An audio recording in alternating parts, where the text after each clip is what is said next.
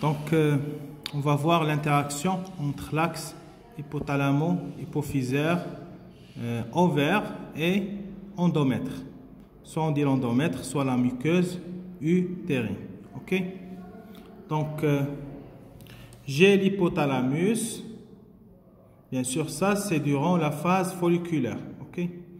Donc, j'ai l'hypothalamus qui va sécréter la GnRH. GnRH, c'est une hormone gonadolibérine. Ok? La GnRH va passer au niveau de l'hypophyse antérieure. Soit je dis l'hypophyse antérieure, soit l'adéno-hypophyse.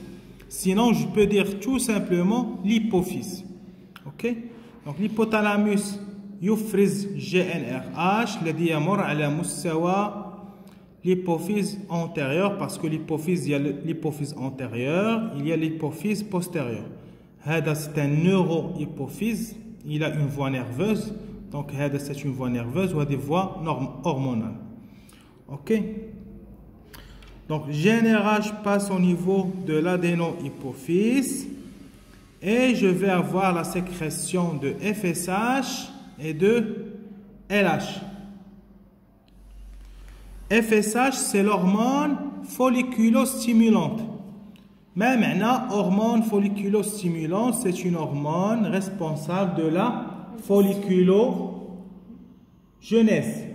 L'hormone folliculostimulante, ça veut dire que c'est une hormone qui stimule la folliculogenèse. C'est quoi la folliculogenèse?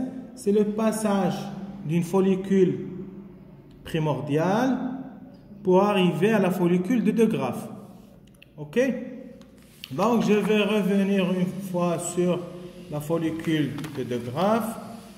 Donc, j'ai une follicule primordiale. Ok, ça c'est une follicule primordiale. Soit je dis follicule primordiale, là où il y a les cellules souches. Ok? Donc, une follicule ovarique ou bien une follicule primordiale. Là, j'ai des cellules souches, des ovogonies. Soit je dis des ovogonies, soit je dis des cellules germinales primordiales. Ok? Là, j'ai des ovogonies. Normalement, lors de la vie embryonnaire, jusqu'à la fin du 4e mois, je vais avoir un stock de follicules primordiales. Ok? Je vais avoir un stock de follicules primordiales. إلى غاية نهاية الشهر الرابع, j'ai un stock d'ovogonie. Et pour avoir un stock d'ovogonie, pour avoir un stock de cellules souches, je dois avoir la mitose. Donc, les ovogonies subissent la mitose. Ok? Donc, هذه الخلايا تعرف ظاهرة la mitose. Donc, c'est une simple multiplication. Les cellules mères donnent deux cellules filles qui ont la même information génétique. Ok? Le même patrimoine génétique. Bien sûr, après, je vais passer à une follicule secondaire, ovarique, tertiaire et follicule de De Graaf. Ok? Donc, la folliculogenèse, ce n'est pas mon sujet pour cette vidéo. Donc ça, c'est juste un petit rappel.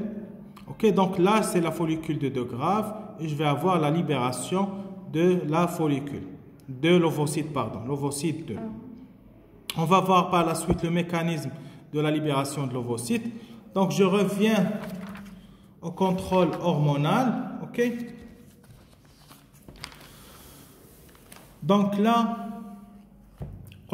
FSH, c'est une hormone folliculostimulante et stimule ce qu'on vient de voir. Donc, il stimule le passage des follicules de la follicule primaire jusqu'à la follicule de De Graaf. Ok? Également, la FSH, elle va cibler les cellules de la granulosa. Ok? Les cellules de la granulosa. Ok? Attends, s'il te plaît, avec le polycoptile TP. Je vais vous montrer les cellules de la granulosa.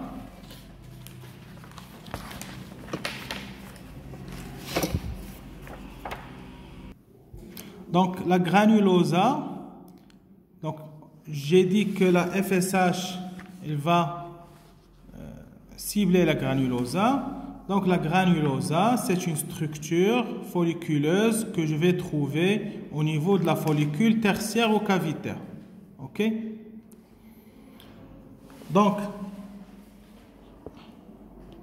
la FSH va stimuler la granulosa et la granulosa va sécréter la progestérone. Donc ici, la granulosa va sécréter la progestérone. OK? Donc l'adénohypophyse également va sécréter la LH. C'est une hormone lutéinisante. Elle va cibler les cellules de la TEC. Donc la TEC, apparition de la TEC lors de la follicule secondaire. Voilà, on voit bien cette couche externe, ce sont des cellules técales. Et après, je vais avoir la TEC interne et la TEC externe au niveau de la follicule de De Graaf. La follicule de De Graaf, c'est une follicule qui est mûre et qui va libérer l'ovocyte 2. Donc, c'est la follicule qui va avoir le message hormonal pour libérer l'ovocyte. Donc là, la TEC, j'ai la TEC externe et la TEC interne. Normalement, la LH va stimuler la TEC interne et la TEC interne, bien sûr, elle va synthétiser les androgènes. Puisque c'est un cours de S1, on va dire que la TEC interne, elle va produire l'œstrogène. Donc, on va accepter que la TEC interne synthétise l'œstrogène. Après, dans des niveaux d'études supérieures, vous allez voir que la TEC interne, elle va synthétiser des androgènes. Ça veut dire des précurseurs pour l'œstrogène, tels que l'androsténédione. Et l'androsténédione va passer au niveau de la granulosa qui possède l'aromatase et qui va faire une réaction d'aromatisation pour produire l'œstrogène.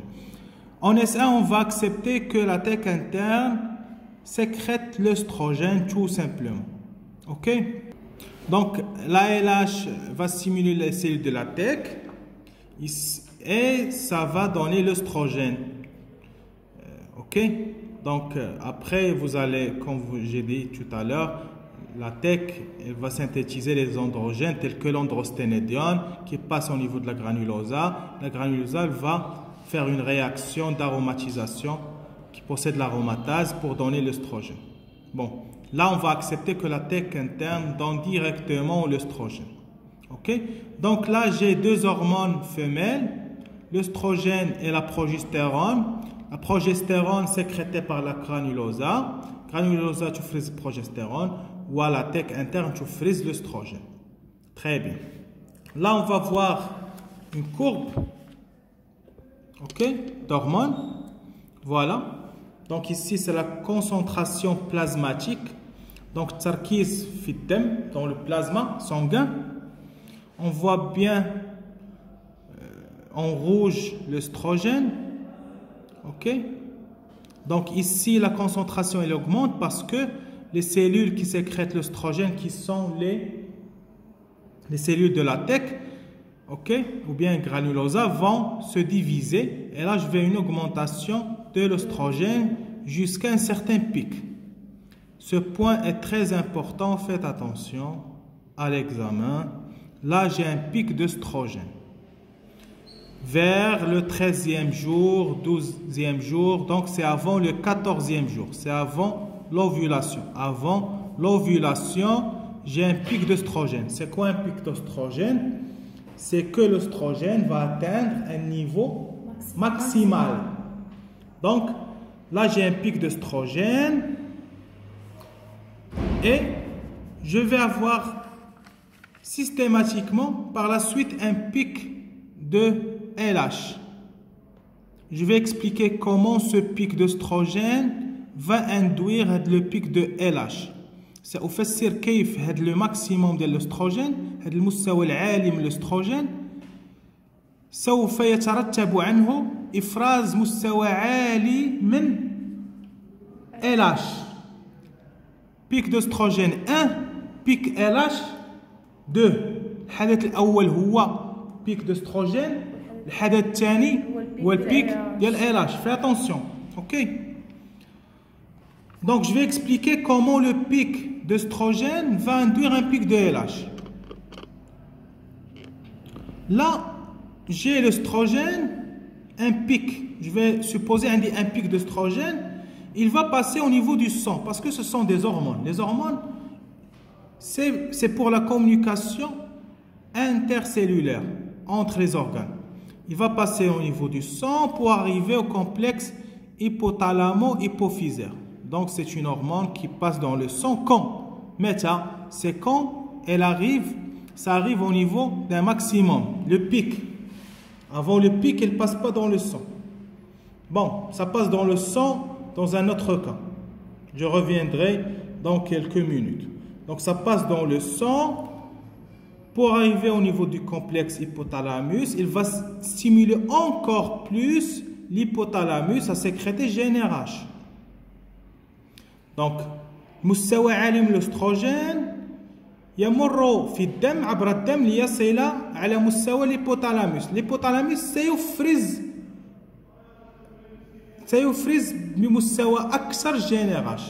الشيء الذي سيترتب عنه إفراز كمية أكبر من ال LH. كمية أكبر من ال LH, c'est-à-dire je vais avoir ici un pic de LH. Ok, pic d'œstrogène, pic de LH, en fait c'est ça, c'est le pic de LH. Regardez vers 12 jours et le 14e jour, il y a une montée très significative. Regardez la différence. هنا كان le taux هنا. Ok. Donc, هنا كان le taux ici, vers le 12e jour. Ici, regardez la différence. Donc, c'est un pic de LH. Voilà. Donc, je reprends. J'ai un pic d'œstrogène. Donc, l'œstrogène, il va atteindre un niveau très élevé. Il va passer au niveau du sang pour arriver au niveau du complexe hypothalamo-hypophysaire. Je vais avoir une synthèse de GnRH encore plus et une synthèse de LH davantage. L'adéno-hypophyse ou bien l'antéhypophyse va sécréter davantage la LH. Et ce qui suit, c'est l'ovulation. Donc, je vais avoir cet événement-là, c'est l'ovulation. Ici, on a écrit afflux de LH, ça veut dire que je vais avoir un pic de LH. Ok? Et on va rompre la follicule pour libérer l'ovocyte 2 bloqué en métaphase de deuxième division. Ok? Donc, le mécanisme de libération de l'ovocyte, je reviendrai après. De toute façon, ce n'est pas en S1. Ok, ici c'est très résumé. Donc 3 flèches, ça veut dire un niveau qui est très élevé d'œstrogène. Il passe au niveau du complexe pour avoir un afflux de LH. Ça veut dire phrase zaïd de LH. Voilà.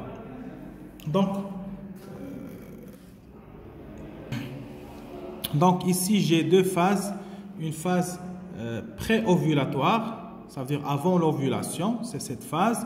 Une phase post-ovulatoire. Soit je dis pré-ovulatoire, soit je dis une phase folliculeuse ou bien folliculaire. Et cette phase post-ovulatoire, après l'ovulation, je peux dire c'est une phase lutéale. Ici c'est écrit lutéale, folliculaire. Sinon je peux dire pré-ovulatoire, post-ovulatoire et l'ovulation c'est vers le 14e jour. Donc ici, comme j'ai dit tout à l'heure, je dois avoir pour l'ovulation, je dois avoir un pic d'œstrogène suivi d'un pic de LH. Je dois avoir ça, puis ça. Ok? Donc, on va parler un petit peu des hormones progestérone, œstrogène.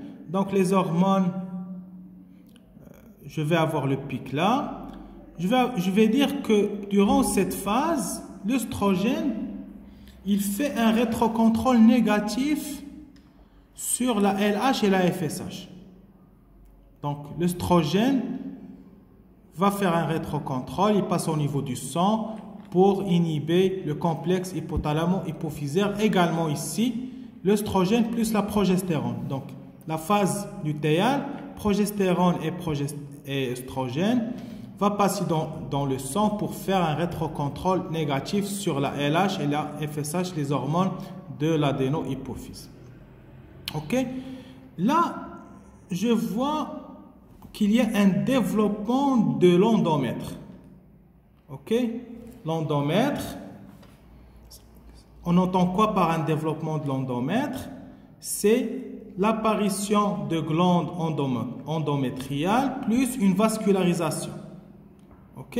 Donc, quelle est l'hormone responsable de ce développement? C'est la progestérone. Donc, la progestérone, donc là par exemple, j'ai menstruation, dam al-hayd, tant, c'est la menstruation. Après, je vais avoir le développement de la muqueuse. C'est grâce à quoi? À la progestérone. Donc, je vais avoir développement des glandes plus apparition des vaisseaux sanguins. On va voir ça sur notre figure. Donc, cette muqueuse utérine, ou bien encore appelée l'endomètre, donc ce n'est que ça. Donc, c'est ça en fait, c'est cette partie, c'est l'endomètre. Voilà, ça. Donc ça, il y a un développement de vaisseau, une vascularisation, plus les glandes. Normalement, c'est pour l'implantation, pour recevoir l'embryon. Ok? Voilà. Donc, je vais m'arrêter là. Merci.